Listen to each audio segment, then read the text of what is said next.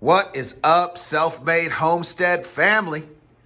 It's 7:30, almost 8 a.m. Couple of days before my birthday. I'm stoked. See that piece of 2-inch square tube right there? $7. Check your local deals. I'm gonna turn this bad boy into a pocket rocket, or what I like to call the rocket stove LTE. Stay tuned. Okay, so I'm gonna try something a little bit new this time. I wanna do the cuts and then have it laid out for you so you can do it right along with me, okay? So, that was a 7-foot section, a 2-inch square tube, right? Here's how it works. First cut, 4 inches, mitered, okay? This is a pro tip. You're gonna wanna stagger your cuts to make the miters make sense for you. That way you don't waste material, okay? 4-inch from the top flange, here to here, okay? Then you got a 12-inch coming right off of that, bam. Then that square cut leads way to the next 12-inch cut, mitered, bam, end to end bottom, this time 12 inches, okay? Then you got a mitered section here, that's 18 inches, okay? Then you got a 4-inch top wall double miter. I call these the M miter, not just because my name is Mike, but because that's the shape it makes, okay? Like these. Never mind that squiggly line. Gotta make sure your geometry's right, okay? These two pieces are drops. That last piece back there is drops, and that little end is a drop. That's the only waste. Now, talking about the legs, 8-inch sections, okay, top wall. I'm gonna do mine a little bit different. I think you'll like it. It's gonna look really cool when it's all put together. So the next step, here's what I'm gonna do. I'm gonna go ahead and tack everything together for the legs, but I wanna show you the assembly first because there's some stuff that has to happen between the tack up of the actual body itself. Okay, so this is what you should look like. Double miter is here. That M miter I was talking about. Those are your two 12-inch sections. That's your 4-inch section, and that's your 18-inch section, okay? Now, what this does is give you an air chamber through here, okay? And then you've got your fuel chamber here, right? So what happens is you put your fuel in here, sticks, twigs, whatever you want to use, right, in here. The air is created here, the draft goes here and then out the chimney. But before you assemble everything, these two have to be slotted so that air can travel between them. Then they get tacked together with the M section that I call it, the double miter, okay? You're gonna put those together. Then you're gonna use that assembly to notch this out so that you can have a nice pass through of air here, okay? Intake with the 4-inch section to the bottom. That'll give you circulation of your material here. Now, what you're left with is a nice, tight profile. That's only, from top to bottom, that's only 18 inches tall, okay? Plus our 8-inch legs. Now let's get into the legs. I like to do mine like this, okay? So the body of the stove on the bottom is gonna be attached here at the top of the miter on both of them to give it a nice, clean look. That way when they stand up, you can just set this thing down. And then for funsies, I'm gonna throw a handle on the back of this bad boy here. So let me get to work. I'll start by notching these two pieces out the way that they should be so that they breathe, okay? And I'll check back in after I do that.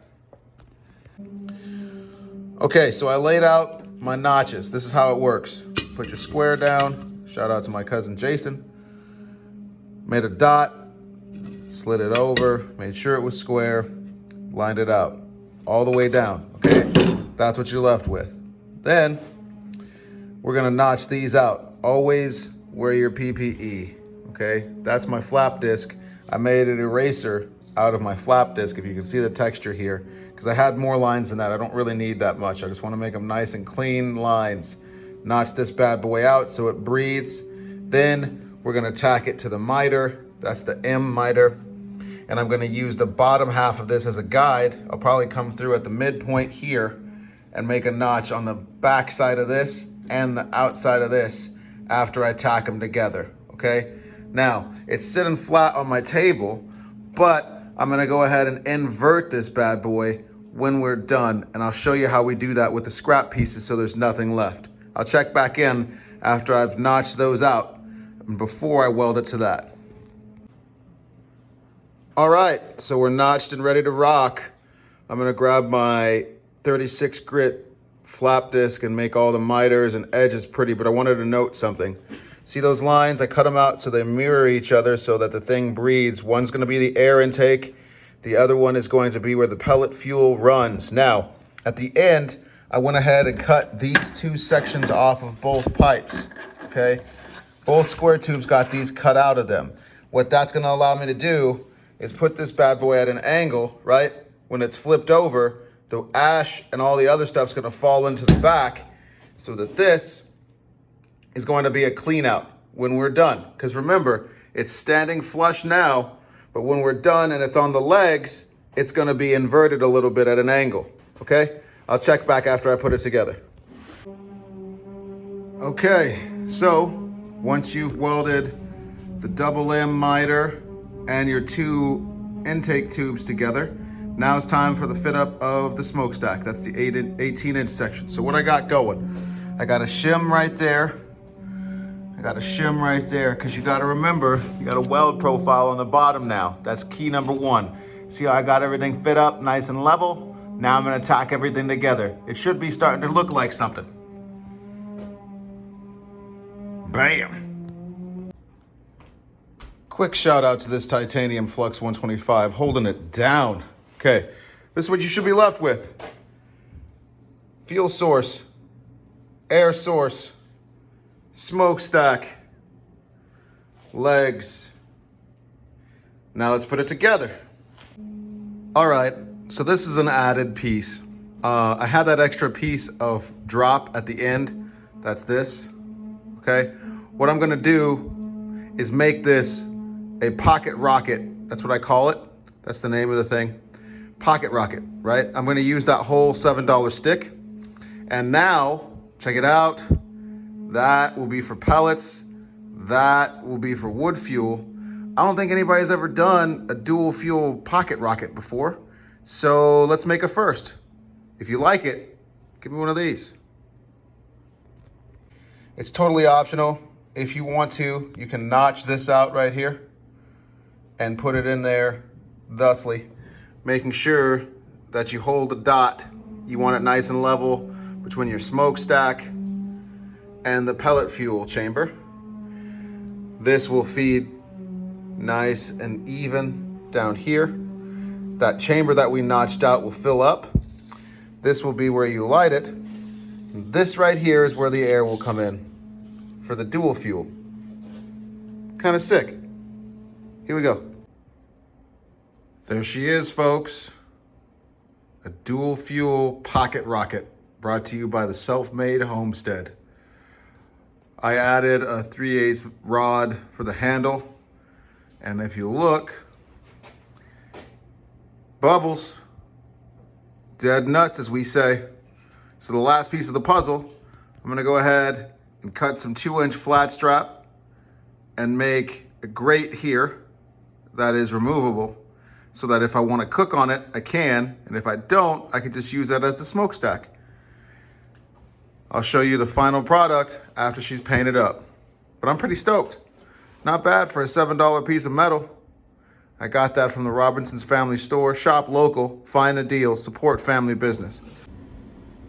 All right, it's a wrap. I got my pocket rocket sitting in front of Megatron right now.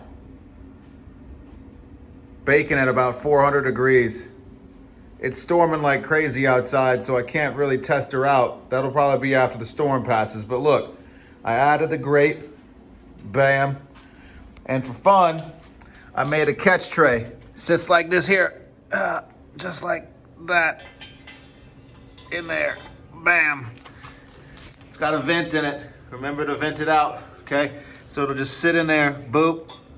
That way, pellets come in here, go right there. I can light it and it's ready to run. Also, when I do the review of this thing, that's the Pocket Rocket by Self-Made Homestead. Remember the name. It'll be on my Etsy store. just like this thing will. That's the bank boss. We'll talk about that in my next video. We're gonna do a bank review when it's not storming, we'll go fishing, but that is the first of its kind as well. Dual rod holders, a tray for your live well. Those arms pivot, so you got a vertical and horizontal axis. I'll show you more about that later. If you like this video, feel inspired to build something, please mash that subscribe button, and I'll see you on the next video. It's the Kid Mike May, aka Captain Wiggler, signing out from the Self-Made homestead. Look at the baby rocket sitting next to the monster rocket. All right, I'll see you on the next one. Peace.